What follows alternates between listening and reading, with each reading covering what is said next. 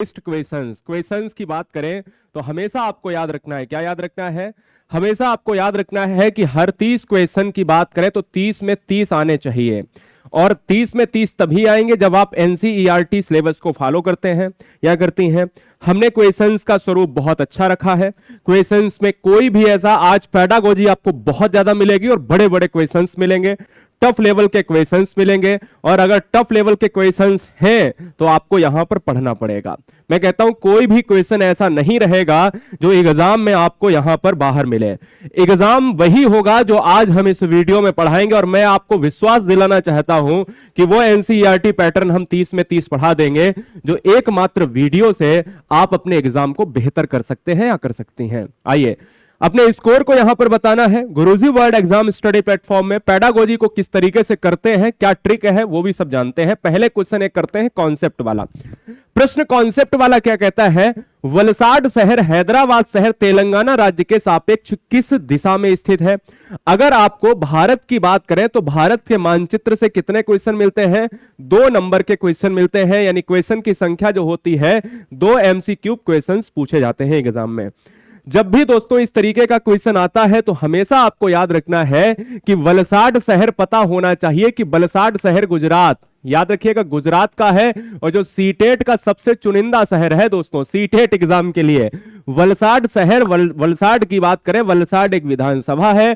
और वलसाड शहर दोस्तों यार याद रखिएगा कि गुजरात में पड़ता है। अब गुजरात आपको पता हो गया होगा कि अगर हम तेलंगाना, ध्यान दीजिएगा कि तेलंगाना राज्य के सापेक्ष, जब भी सापेक्ष कह दे तो हमेशा आपको याद रखना है कि हमें उस पर खड़े हो जाना है। क्या हमें उस पर खड़े हो जाना है, यानी तेलंगाना पर अगर हम खड़े होंगे तो पता है कि हमें वलसाड जाने के लिए हमें गुजरात का रास्ता यूं देखना पड़ेगा। और आप सबको पता है कि पूर्व इधर होता है, आप सबको पता है कि दक्षिण इधर होता है, आप सबको पता है कि उत्तर इधर होता है, और आप सबको पता है कि पश्चिम इधर होता है। तो जब हम इधर जाएंगे तो क्या हो जाएगा, उत्तर पश्चिम होगा।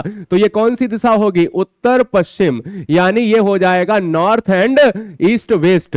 हम ये कह सकते हैं दोस्तों कि जब उत्तर पश्चिम में हम तेलंगाना से, ये वलसाड यहां पर होगा और वलसाड उत्तर पश्चिम में है, तो आंसर क्या हो जाएगा, ऑप्शन नंबर हमारा किसके साथ, डी के साथ चला जाएगा। बोलो कोई समस्या है, कोई दिक्कत है, अभी भी बता दो, समझ में आए। जब सापेक्ष बोले तब वहां पर खड़े हो जाइए। अब यही क्वेश्चन अगर यहां पर क्या होता, यही क्वेश्चन अगर ये होता कि ये बताओ कि राजस्थान के सापेक्ष तेलंगाना कहां पर है, तो हम राजस्थान, यहां पर राजस्थान पे खड़े हो जाते और तेलंगाना आते तो हमें पता है कि दक्षिण पूर्व हो जाता। तो क्या आंसर होता, दक्षिण पूर्व हो जाता है ना, या पूर्व दक्षिण हो जाता। चलिए अगले प्रश्न पर आएंगे।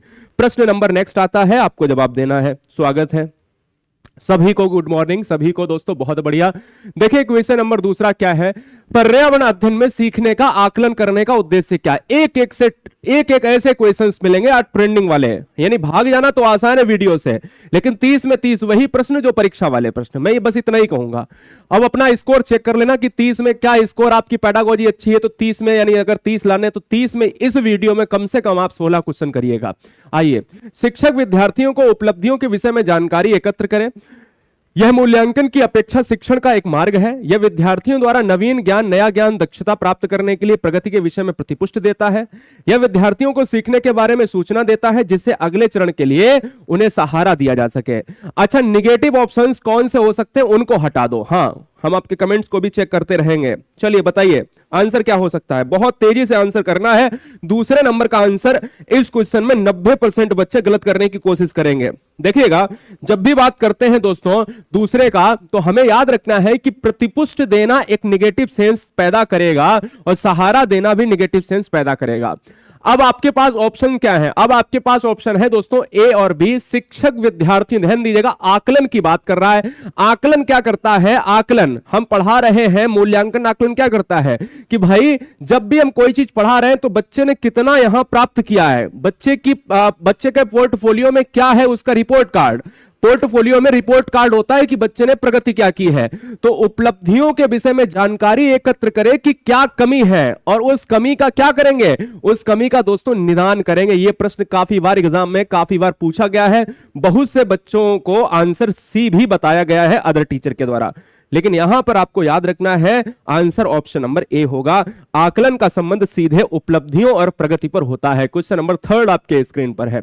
थर्ड देखिएगा क्या है, बताओ, चलो भाई आंसर क्या होगा? स्वागत है।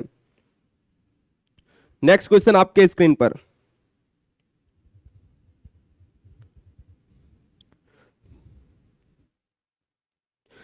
देखो, अगर मैं बात करता हूं क्वेश्चन नंबर 3, शेर का दिशा ज्ञात करने वाला अंग कौन सा है? तो शेर की बात करें तो आपको मैं बता देता हूं दोस्तों, जब मूंछ की बात करेंगे तो मूंछ क्या है? जब शिकार की बात होती है, जब पता चलता है कि शिकार किस दिशा में क्या है, शिकार किस दिशा में दौड़ रहा है, ये दोस्तों पता करने के लिए उसकी मूछें काम करती हैं। और ये शेर ही नहीं, आपने चीता के भी आप देखिएगा, मूछें की बात करें, धारियों की बात करें तो मूछें क्या करती हैं?